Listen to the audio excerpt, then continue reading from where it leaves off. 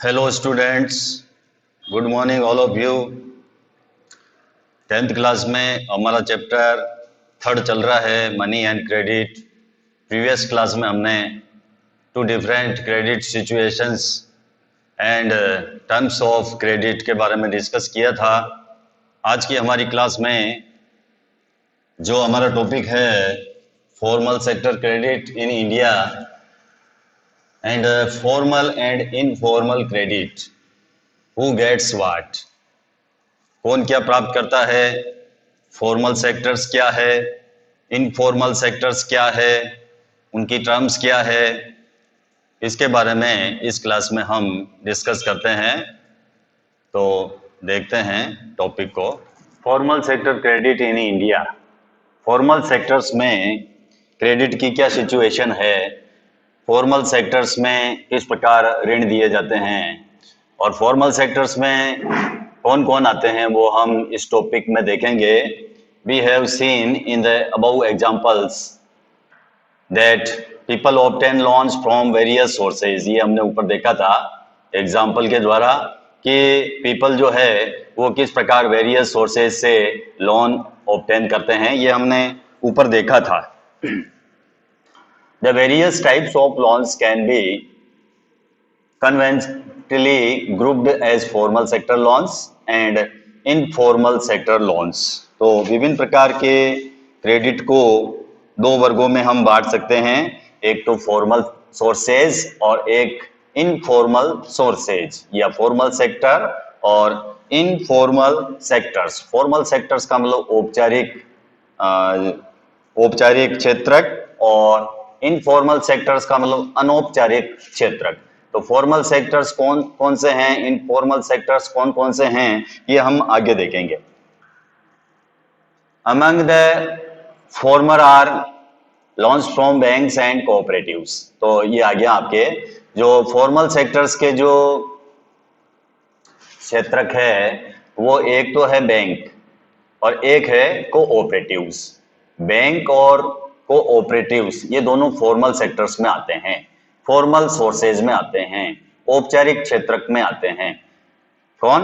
Bank and cooperatives. विभिन्न प्रकार के बैंक हो सकते हैं, सहकारी समितियां हो सकती है, ये आपके फॉर्मल सोर्सेज में आएगी, फॉर्मल सेक्टर्स में आएगी। बैंक और कोऑपरेटिव के माध्यम से जब हम लोन लेते हैं तो हम उसको फॉर्मल सोर्सेज के द्वारा क्रेडिट प्राप्त करना कहते हैं। The informal lenders include money lenders, traders, employers, relatives and friends etc. और इसके अलावा इनफॉर्मल सोर्सेज जो अनौपचारिक ऋण के सोर्सेज है, जो इनफॉर्मल क्रेडिट सोर्सेज है, उसमें इंक्लूड है मनी लेंडर्स जो साहूकार होते हैं, जो ब्याज के ऊपर पैसा देते हैं, उनको हम मनी लेंडर्स कहते हैं। ट्रेडर्स है, व्यापारी से हम लोन प्राप्त कर सकते हैं, एम्प्लॉयर से प्राप्त कर सकते हैं, रिलेटिव से प्राप्त कर सकते हैं, फ्रेंड से प्राप्त कर सकते हैं। तो ये जो सारे एग्जाम्पल है वो इनफॉर्मल सेक्टर्स के एग्जाम्पल है। तो आ सकता है आपके एग्जाम में इनफॉर्मल सोर्सेज के एग्जाम्पल बताइए, तो आपको इसमें बताना है money lenders, traders, employers, relatives and friends. इसके अलावा फॉर्मल सोर्सेज के एग्जाम्पल बताइए। तो फॉर्मल सोर्सेज में आपके आएंगे बैंक्स एंड कोऑपरेटिव्स। तो ये दो जो संस्थाएं हैं बैंक और कोऑपरेटिव्स वो फॉर्मल में आएगी, और इनफॉर्मल में कौन आएंगे? इनफॉर्मल में आएंगे आपके money lenders, traders, employers, relatives and friends. ये आपके किस में आएंगे? इनफॉर्मल सोर्सेज ऑफ क्रेडिट में आएंगे। तो दोनों आपको याद रखना है, इंपॉर्टेंट है, formal sources and informal sources. In graph first, ये ग्राफ फर्स्ट बता रखा है आपको, इसमें you can see the various sources of credit to rural households in India. India में जो ग्रामीण परिवार है, ग्रामीण फैमिलीज है, उनके क्रेडिट के सोर्सेज कौन कौन से हैं वो आप ग्राफ में देख सकते हो। Graph first, sources of credit per rate 100 of rural households in India in 2012 है। तो आप देख सकते हो सबसे ज्यादा जो 33% है वो मनी लेंडर्स से लोन लिया जाता है। ग्रामीण इलाकों में लोन लेने के कोई सोर्सेज नहीं होते हैं, तो मजबूरन लोगों को मनी लेंडर के पास में जाना पड़ता है, साहूकारों के पास में जाना पड़ता है और उनसे लोन प्राप्त करते हैं। उसके बाद में 25% कॉमर्शियल बैंक, जो कॉमर्शियल बैंक है वो भी 25% लोन प्रदान करते हैं। इसके अलावा कोऑपरेटिव सोसाइटी बैंक वो भी 25% लोन अवेलेबल करवाते हैं। इसके अलावा रिलेटिव्स एंड फ्रेंड्स, जो हमारे रिलेटिव्स है, जो हमारे फ्रेंड्स है, उनसे भी हम पैसा उधार लेते हैं, वो है 8%। इसके अलावा अदर इंस्टीट्यूशन एजेंसीज, और भी एजेंसी हो सकती है जिनसे हमको लोन प्राप्त होता है, वो 5% में आता है। और गवर्नमेंट से भी हम लोन प्राप्त करते हैं तो 1% में वो आता है। अदर नॉन इंस्टीट्यूशनल एजेंसीज 2% वो भी लोन अवेलेबल करवाती है। तो ये भारत में रूरल एरियाज में लोन के सोर्सेज है, रिसोर्सेज है। तो हमने इसमें देखा कि किस प्रकार इंडिया में जो रूरल हाउस होल्ड्स है उनके क्रेडिट के सोर्सेज कौन कौन से हैं। Is more credit coming from the formal sector और द इनफॉर्मल सेक्टर्स, क्या अधिक ऋण औपचारिक क्षेत्र से आ रहा है या अनौपचारिक क्षेत्र से आ रहा है। यानी मोर क्रेडिट किससे मिल रहा है, फॉर्मल सेक्टर से मिल रहा है या इनफॉर्मल सेक्टर से हमको क्रेडिट प्राप्त हो रहा है। तो हम देखेंगे कि किससे ज्यादा लोन प्राप्त हो रहा है, किससे पैसा ज्यादा लोगों के पास में जा रहा है। The reserve bank of India supervises the functioning of formal sources of loans. Loan के जो भी फॉर्मल सोर्सेज है उनकी फंक्शनिंग का सुपरविजन आरबीआई करता है। भारतीय रिजर्व बैंक ऋणों के औपचारिक स्रोतों की कार्यप्रणाली पर नजर रखता है। जो फंक्शनिंग ऑफ फॉर्मल सोर्सेज है उनकी फंक्शनिंग के ऊपर रिजर्व बैंक ऑफ इंडिया जो है सुपरविजन करता है। उनकी जो कार्यप्रणाली है वो रिजर्व बैंक देखता है। फॉर इंस्टेंस, उदाहरण के लिए, वी हैव सीन, हमने देखा, that the banks maintain A minimum cash balance out of the deposits they receive. तो ये हमने पहले देखा था कि बैंक अपनी जमा का एक न्यूनतम कैश अपने पास में रखते हैं। जो कैश उनके पास में आता है, जो डिपॉजिट्स पीपल उनके पास में जमा करवाते हैं, उनका एक हिस्सा वो बैलेंस के रूप में रखते हैं ताकि लोगों को लोन दिया जा सके। The RBI monitors the banks in actually maintaining cash balance. तो आरबीआई नजर रखता है कि बैंक वास्तव में नगद शेष बनाए हुए हैं या नहीं है, उनके पास में 15% बैलेंस है या नहीं है, उसको वो मेंटेन कर रहे हैं या नहीं कर रहे हैं। इस बात के ऊपर सुपरविजन कौन करता है? RBI, reserve bank of India. Similarly इसी प्रकार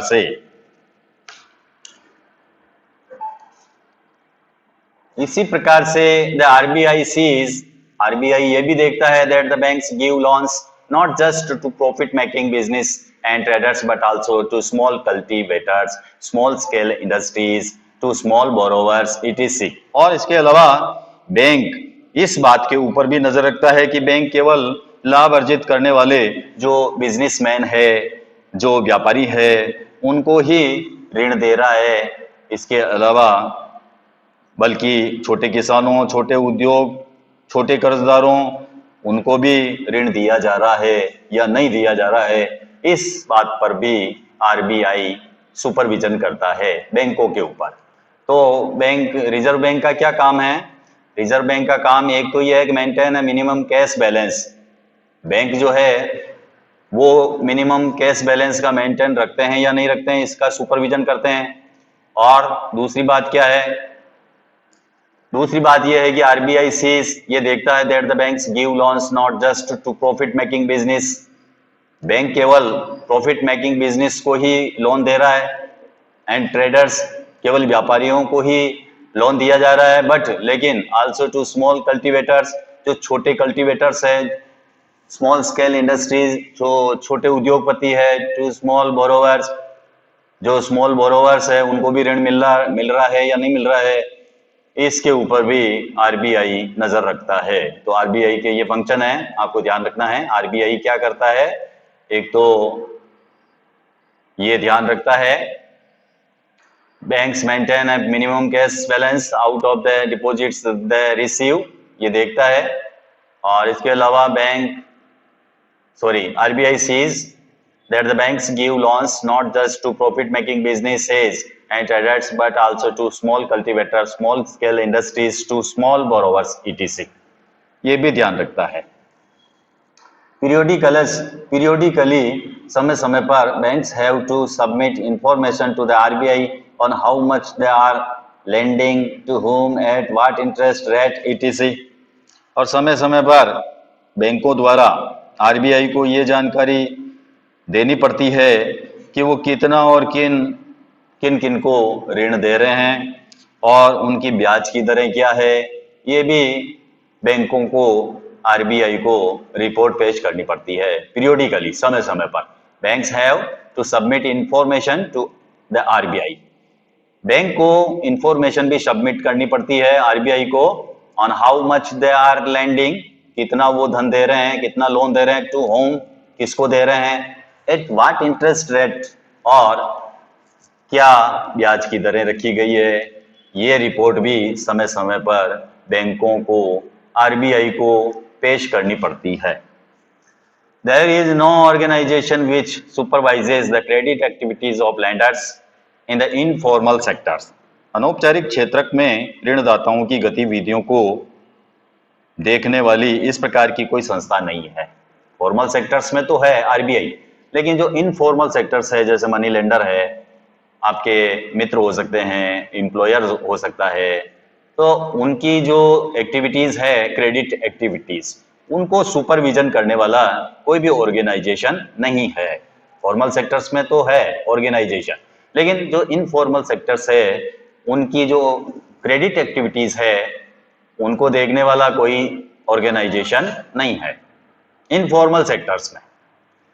they can land at what ever interest rate they choose, यानी वो अपनी मर्जी के अनुसार ब्याज की दरें लगा सकते हैं।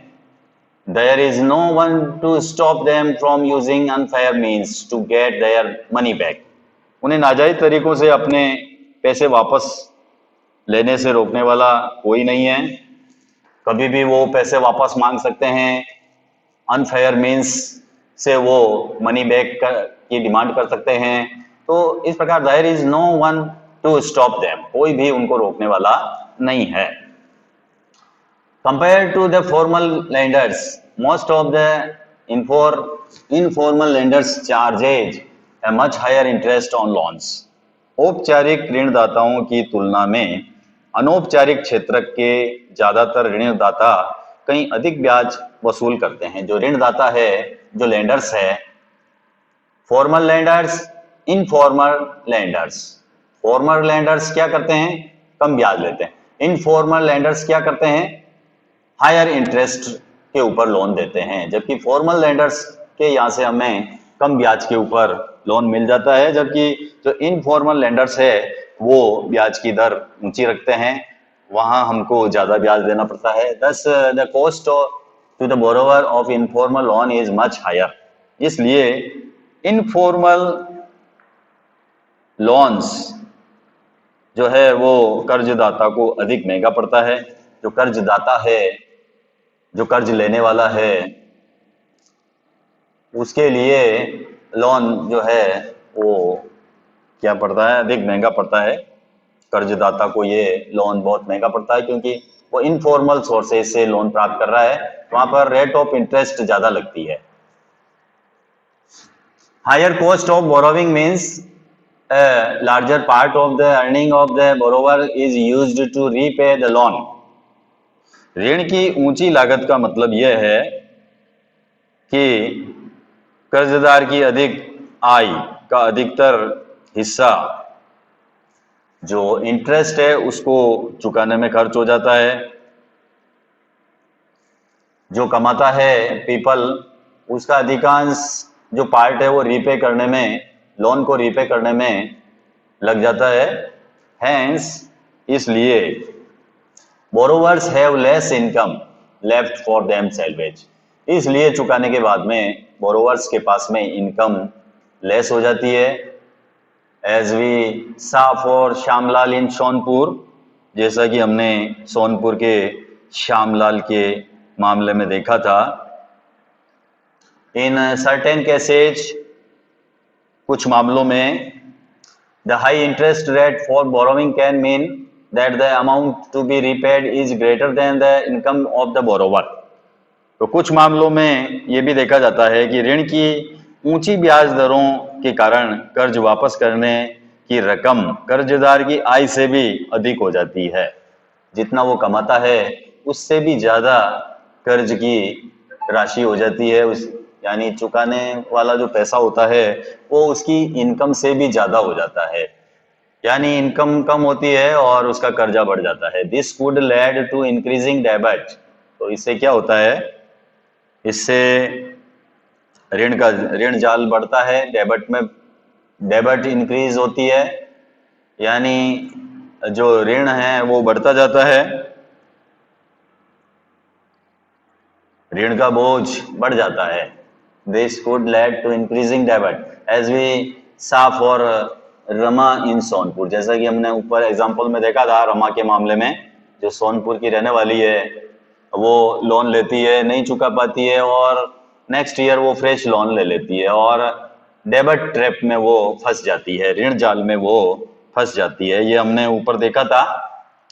Also, people who might wish to start an enterprises by borrowing may not do so because of the high cost of borrowing.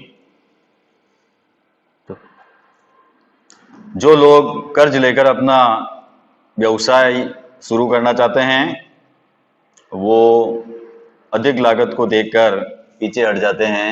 High cost of borrowing को देखकर वो कोई भी बिजनेस एंटरप्राइजेस चालू नहीं कर पाते हैं।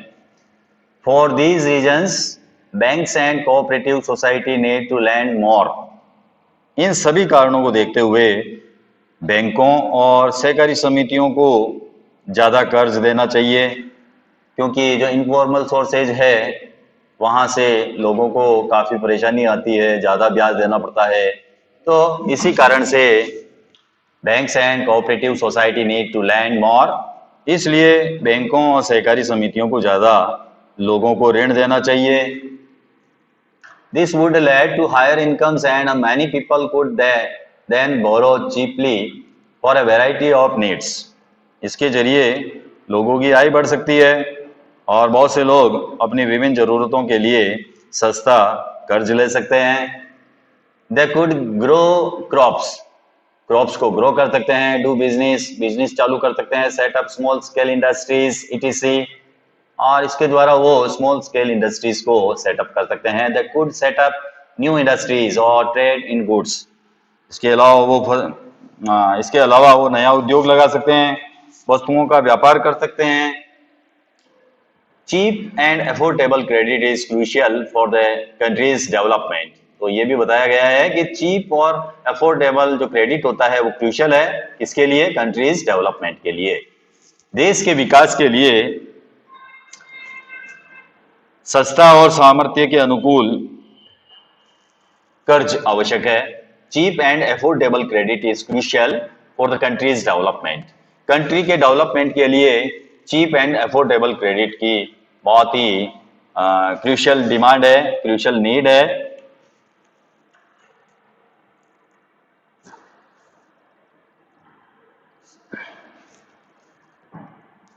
नेक्स्ट है formal and informal credit, who gets what.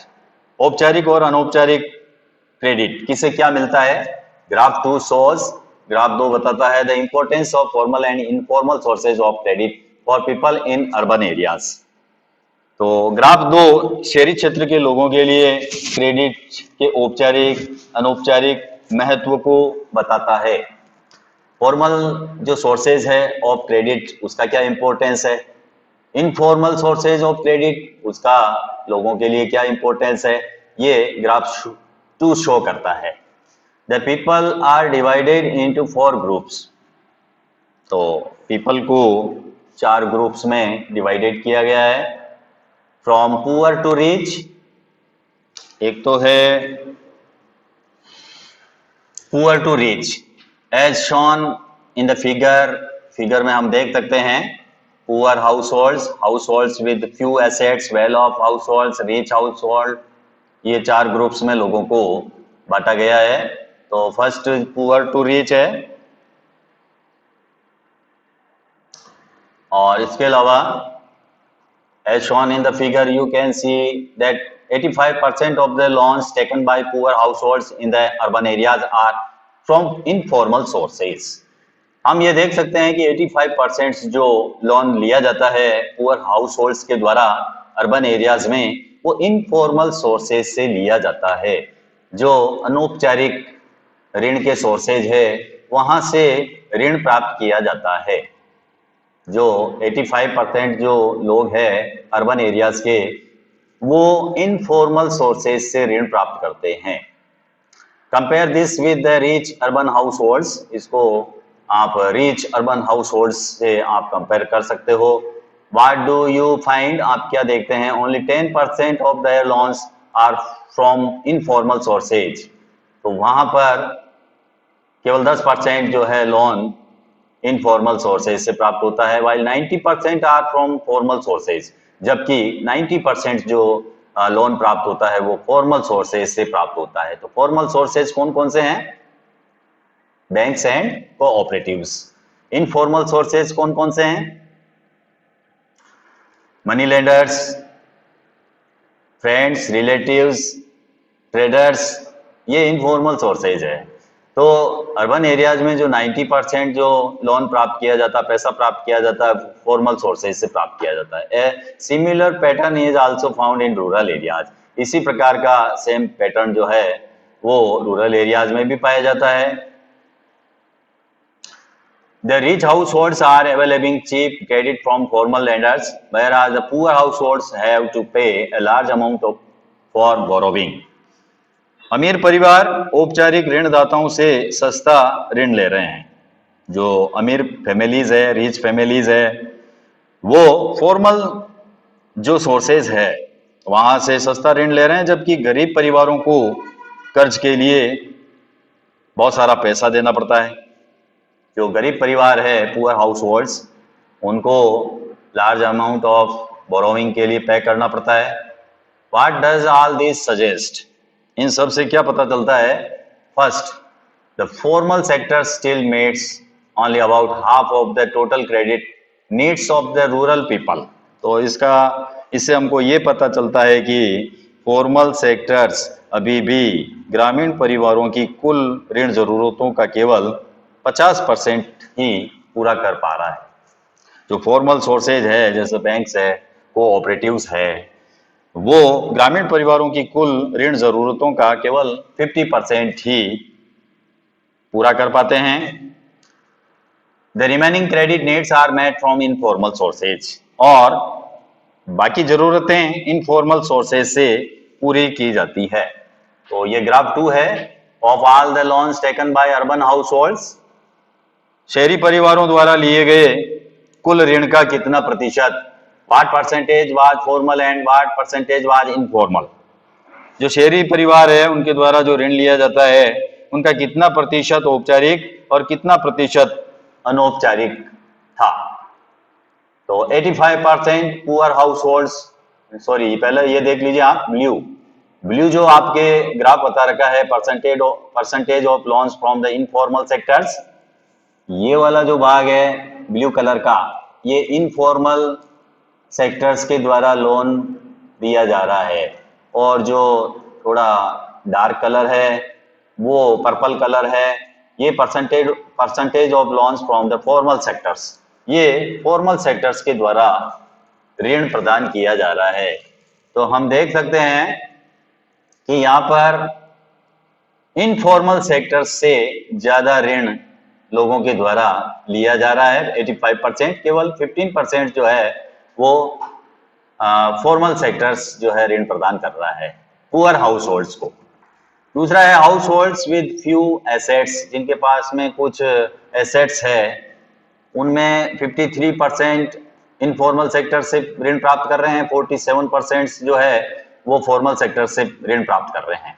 इसके अलावा वेल ऑफ हाउस होल्ड्स, जिनकी स्थिति अच्छी नहीं है, जिसमें 72% जो है वो फॉर्मल सेक्टर से ऋण प्राप्त कर रहे हैं और 28% जो है इनफॉर्मल सेक्टर से ऋण प्राप्त कर रहे हैं। रिच हाउस होल्ड्स, जो अमीर परिवार हैं, वो 90% जो है फॉर्मल सेक्टर से ऋण प्राप्त कर रहे हैं, केवल 10% जो है इनफॉर्मल सेक्टर से रिच फैमिली ऋण प्राप्त कर रही है।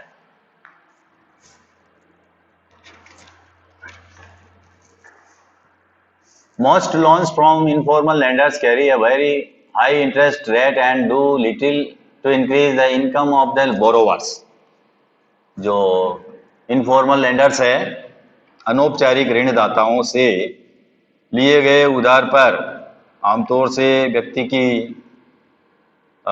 जो ब्याज की दरें होती है वो हाई होती है, और इसके अलावा ये उधार कर्जदाताओं को की आय को बढ़ाने का काम नहीं कर पाते हैं। एक तो जो कर्जदाता है, जो बोरोवर्स है, जो धन उधार लेते हैं, उनकी इनकम नहीं बढ़ पाती है, और दूसरा जो है ये वेरी हाई इंटरेस्ट रेट होती है तो वो चुका नहीं पाते हैं। Most loans from informal lenders, जो इनफॉर्मल लेंडर्स से जो लोन प्राप्त किया जाता है वो वेरी हाई इंटरेस्ट रेट पर होता है और do little to increase the income of the borrowers, और उसे बोरोवर्स की जो इनकम है वो लिटल इंक्रीज होती है। Thus, इस प्रकार it is necessary that banks and cooperatives increase their lending, particularly in the rural areas, so that the dependence on informal sources of credit reduces. इसलिए क्या होना चाहिए?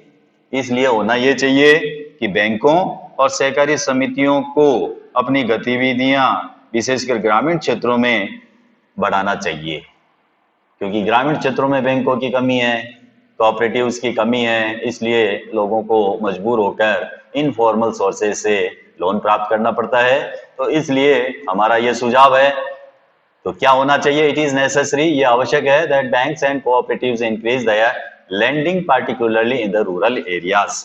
तो बैंकों और सहकारी समितियों को अपनी गतिविधियां विशेषकर ग्रामीण क्षेत्रों में जो है बढ़ानी चाहिए, बढ़ाने की जरूरत है, ताकि so that the dependence on informal sources of credit reduces, ताकि कर्जदारों की अनौपचारिक स्रोतों पर जो निर्भरता है वो घटे, रिड्यूस हो सके। जो इनफॉर्मल सोर्सेज के ऊपर जो डिपेंडेंस है वो क्रेडिट रिड्यूस हो सके, जो क्रेडिट सोर्सेज की जो डिपेंडेंस है इनफॉर्मल सोर्सेज के ऊपर वो क्या हो सके? रिड्यूसेज हो सके, ताकि लोगों को सुविधा मिल सके, कम ब्याज के ऊपर उनको लोन मिल सके। तो ऐसा कब हो सकता है? जब बैंक और कोऑपरेटिव्स अपनी गतिविधियों को ग्रामीण क्षेत्रों में बढ़ाना चालू कर दें। एक तो फर्स्ट तो यह है, और सेकंड दूसरा क्या है? Secondly, while formal sector loan need to expand, it is also necessary that everyone receives these loans. यदि एक तरफ औपचारिक स्रोत के ऋणों का विस्तार होना चाहिए, तो दूसरी तरफ यह भी जरूरी है कि ये ऋण सभी लोगों को प्राप्त हो सके। एवरीवन रिसीव्स दीज लोन्स, ये लोन्स जो है एवरीवन को प्राप्त हो सके, ये सेकंडली दूसरा सुझाव है। फाइनली फॉर्मल सेक्टर्स को क्या करना चाहिए? Formal sectors loans needs to expand, तो औपचारिक स्रोत के ऋणों का जो है एक्सपेंड होना चाहिए, ताकि everyone receives these loans. At present, वर्तमान समय में, it is the richer households who receive formal credit, अभी वर्तमान में जो रिचर हाउस होल्ड्स है वो फॉर्मल क्रेडिट प्राप्त कर रहे हैं, whereas the poor have to depend on informal sources, जबकि जो पुअर है, जो गरीब परिवार है, वो अभी भी इनफॉर्मल सोर्सेज के ऊपर डिपेंड है। इट इज इम्पोर्टेंट दैट, ये इम्पोर्टेंट है, that the formal credit is distributed more equally so that the poor can benefit from the cheaper loans. तो ये भी जरूरी है। क्या जरूरी है? ये जरूरी है कि इनफॉर्मल जो सोर्सेज है उनका अधिक समान वितरण हो, ताकि गरीब परिवार भी सस्ते ऋण प्राप्त कर सके। ये इम्पोर्टेंट है। फॉर्मल क्रेडिट्स का डिस्ट्रीब्यूशन इक्वली होना चाहिए, so that the poor can benefit from the cheaper loans. ताकि जो पुअर पर्सन्स है वो भी चीपर लोन्स का बेनिफिट उठा सके। तो इस प्रकार जो है हमने फॉर्मल और इनफॉर्मल सोर्सेज के बारे में पढ़ा। ये एग्जाम की दृष्टि से इसका ये इम्पोर्टेंट है, फॉर्मल और इनफॉर्मल सोर्सेज। ठीक है, आप मिलते हैं नेक्स्ट क्लास में न्यू टॉपिक के साथ में, self help groups for the poor. ये भी इम्पोर्टेंट है, जो स्वयं सहायता समूह होता है गाँव में वो भी लोन अवेलेबल करवाता है। तो ये SHG का फुल फॉर्म है सेल्फ हेल्प ग्रुप्स, स्वयं सहायता समूह। ये भी पुअर्स के लिए लोन अवेलेबल करवाने का काम करता है। तो इसके बारे में हम नेक्स्ट क्लास में हम डिस्कस करेंगे। Thank you, have a nice day.